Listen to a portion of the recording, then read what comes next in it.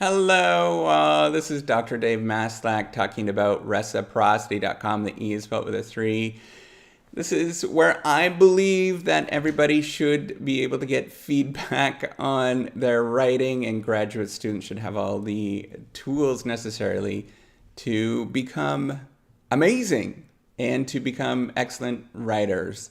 So in this particular video, I really wanted to talk about whether you should actually have a partnership in a startup or a small business. This is part of my Startup and Small Business Strategy Saturdays. I'm a professor of innovation, strategy, and entrepreneurship. And this is something that comes up a lot because this is a recommendation in much of the startup world to ensure that there is often the recommendation is to have partnerships of some sort or another. So we think of partnerships. This is where there's a mutual agreement between two or more people to build a particular business entity, right? And then often we think of sort of equal or equitable splits amongst the different partners.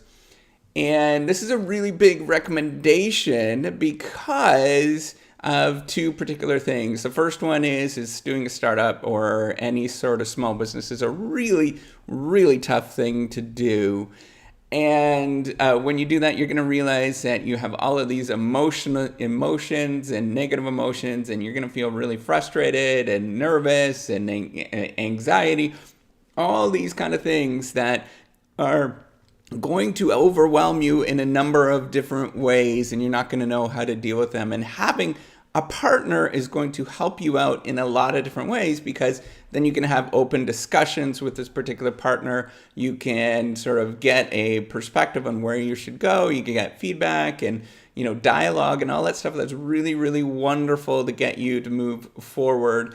Then the other thing, I guess there's two more things that are important. One of them is not necessarily all that important, but the other thing is to sort of provide resources that you don't necessarily have in the relationship. So you might be a business guy, or you might be the tech guy or girl, and you need somebody that is going to do the business side. So you might split the roles that way, right? So it might be a lot easier to split the roles, and by having two people, you sort of provide complementary resources when you start up.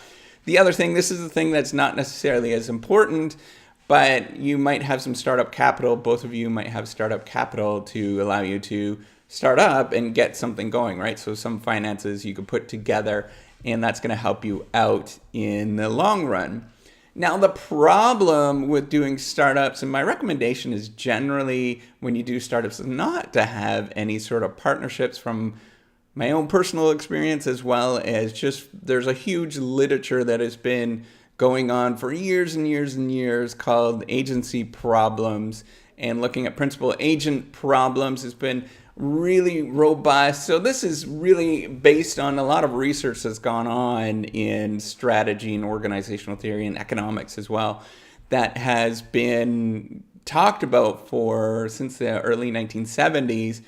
And what a principal agent problem is, you can imagine a scenario where you have two people, right? There's one person over here, one person over here, and you have to figure out how you're going to move together towards some sort of goal. Well, what you normally do is decide that one person is a principal and the other one's an agent, and then you figure out different ways to ensure that the agent and the principal can work together. And these are called governance mechanisms that ensure you to work together, because what often happens is that the principal has a slightly different idea of where it should go, whatever you're doing should go, compared to what the agent has. This agent over here is often going to have their own idea of where it should go. And what you're going to get whenever there's kind of conflicting goals, what you're going to get is sometimes it's called opportunism. The agent is going to work not in the interest of the principal. Now you have to decide who is the agent and who is the principal. But the general consensus of what we know that's really extremely clear is that's going to reduce the efficiency of your operations whenever you have this sort of conflict. And the way that you ensure the efficiency of your operations is by having better governance mechanisms to ensure that the agent is working together with the principal. So what are some of these governance mechanisms?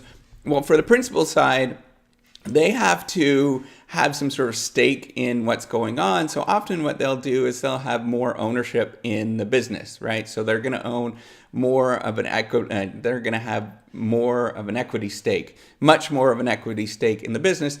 And what that's ensuring, what that happens is that you are bearing the risk. The principal is bearing a lot more of the risk of all of things just going haywire, right? You don't want all those problems. And that is a really difficult thing. So what ends up happening is that the principal, and you pay the agent a salary, and whatever is made on top of that, the sort of profits that are made on top of what the salary you're paying the agent, the principal gets all of those extras, right? And that's the kind of framework you want. So the principal is bearing the risk. The agent, on the other hand, has to get some sort of guaranteed salary along the way. And as well as you might have sort of contractual arrangements and both they're implicit and explicit. So an implicit contract is you actually have a conversation. It's much more social norms and stuff like that. Explicit is you write it down. This is what your roles and responsibilities are. Highly, highly recommend doing that. And then the agent is, because they're getting paid, they're sort of a guaranteed salary. What that's going to do, it's going to reduce the anxiety for the agent, and they're going to sort of be more tied to the organization, to the principal a little bit more, because there's a lot of anxiety. You're going to find one of the problems with a partnership is it's going to be really hard to find two people that are willing to bear that risk. Most entrepreneurial ventures are really, really risky. They're very difficult. They're uncertain, right? And a lot of people are not going to bear that uncertainty. So you're much better of just one person bearing that uncertainty. The other thing it's going to force you to do, it's going to force the one person to become efficient first before they hire somebody on until they, start running out of problems. So they're going to do things intermittently. They're going to do things on the sides or freelancing, things like that. The principal is going to do that until they actually start making money that you can hire somebody else. It's not a good idea to bring both people on and both be exposed to that much risk and that much risk to your finances. It's not a very good idea. The other thing, it's going to reduce goal conflict because then the principal at most of the time is going to have the say over what's going on. Now, that doesn't necessarily mean the agent is not doing anything, right? That they don't have any say. You can create an organization where you actually have open conversations and discussions and everybody is free flowing and stuff like that. But you just have, you have a boss, and that boss is providing you advice and things like that. But then as well as if it's a great relationship, you don't have to, both of you don't have to bear that risk and those problems as well. So then you can have a relationship where you can actually have a conversation. So it might be that the principal owns the majority of the stake at the beginning and the agent doesn't, you're just paying them. And then after a while, you can have different sort of,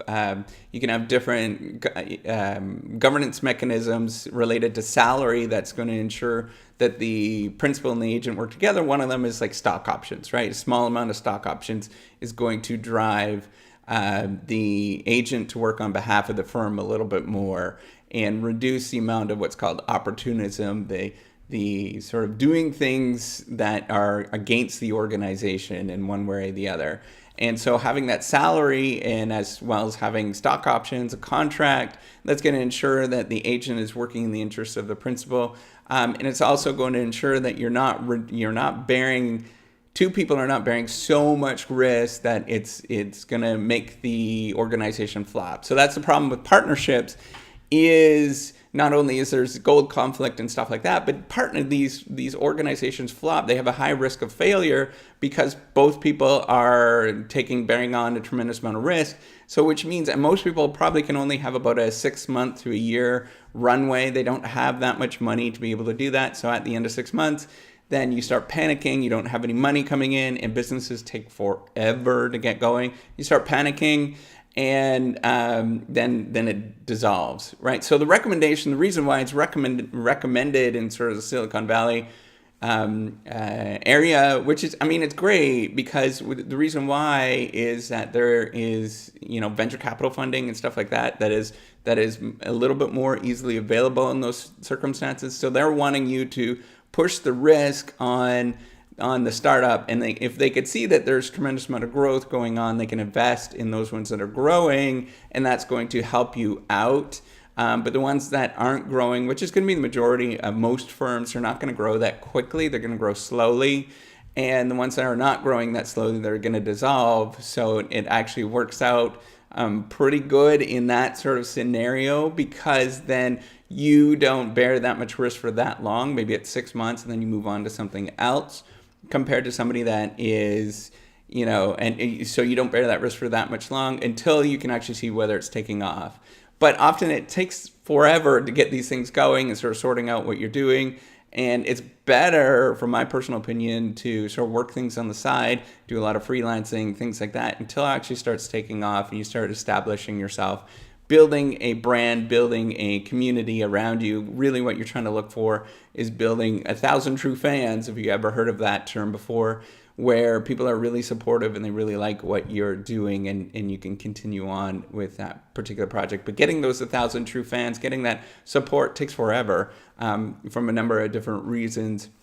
It does take a long time to build that kind of stuff, and then you could support yourself. And then that's only supporting yourself, and then probably to support 2 people, you probably need about 2,000 or 3,000 true fans, right? And then you can kind of grow it from there and keep growing it from there. So that's the reason why you want to ensure that you don't do partnerships, and unless you're incredibly sure you're in this scenario where the company is going to take off. But a lot of people, we all believe that our company or idea is going to take off, and it doesn't, right? And there's all sorts of reasons why it doesn't. So because of that, I don't recommend doing partnerships, and it's better to sort of figure out beforehand, making sure that you actually have this or contractual arrangements all done beforehand, and figuring out who is the principal or who is the boss in this situation, so that they can ultimately have a say and they can push it forward. And the other thing is that one person has got to be the one that's most committed to push that thing forward, because a lot of people just, they're not committed, right? So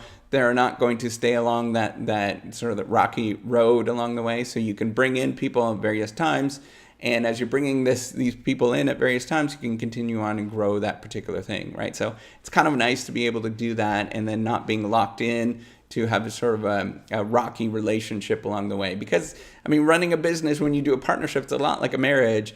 And if you pick the wrong person, partnership, it's going to fall apart, right? It doesn't work that well. But if you continue to push that through, and then you eventually sort of sort through what's going to take, it's going to take a lot of selection. It's going to take, 10 employees maybe before you find one that you really like, and it's sort of the right salary and stuff like that for you that's manageable. And then you can continue on and push it forward from there. So that's the one thing to continuously recognize. And there's a lot of tools that allow you to do that at this moment. Things like Upwork allow you to continue on and push things out for a long time, on sort of a freelance basis until it becomes established. And then once you have that established, then you continue on and grow it from there. So that's it. Hopefully you like this video. You can watch the other ones about my small business startup Saturday stuff. I also do stuff about graduate school and getting into graduate schools, particularly an MBA or a doctoral program in business. You could check out those. Do stuff about writing, put out videos about writing. And if you're interested in the Reciprocity Project, the E is spelled with a 3, this is where I'm creating a kind of a sharing economy proofreading app. You can imagine Uber, but for proofreading. It's where you can get feedback. And then if it ever becomes profitable, which it's really not at this moment, it's a great loss to me. But if ever it becomes profitable, then I would love to start giving back by giving scholarships and crazy fun things like that, and just be as generous as I possibly can, which is really fun to be able to have this opportunity. So that's it. Thank you so much. Take care and have a wonderful day. Bye.